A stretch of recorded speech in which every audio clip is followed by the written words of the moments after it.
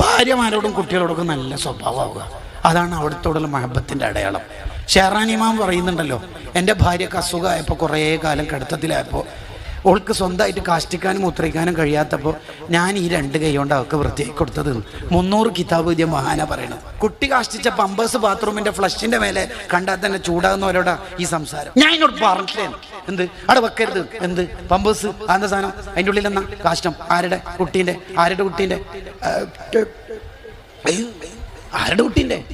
ഷെഹറാൻ ഇമാം തുടരുന്നുണ്ട്. പിന്നെ ഭാര്യയ്ക്ക് കുറേ കാലം അസുഖമായപ്പോൾ എനിക്ക് തോന്നി വേറെ പെണ്ണിനെ കെട്ടിയാലോ, എനിക്കും ശരീര ആഗ്രഹങ്ങളൊക്കെ ഉണ്ടല്ലോ. പിന്നെ എനിക്ക് തോന്നി വേണ്ട, കാരണം അവൾക്കിപ്പോൾ ശരീരത്തിന് അസുഖമുണ്ട്, ഞാൻ വേറൊന്ന് കെട്ടിയ പെണ്ണിൻ്റെ മനസ്സും തളർന്നു, വേണ്ട. പിന്നെ 3-മത്തേത്, പാതിരാക്ക് കുട്ടി എഴുന്നേറ്റാൽ ആ കുട്ടീനെ എടുത്തിട്ട് അപ്പുറത്തെ റൂമിലേക്ക് കൊണ്ടുപോയിട്ട് ഇങ്ങനെ കളിപ്പിക്കും, ചിലപ്പോൾ സുബി വരെയൊക്കെ കളിപ്പിക്കും. എന്തിന്? എൻ്റെ ഭാര്യ ശരിക്കും ഉറങ്ങിക്കോട്ടെ. എന്താ വാക്കല്ലേ.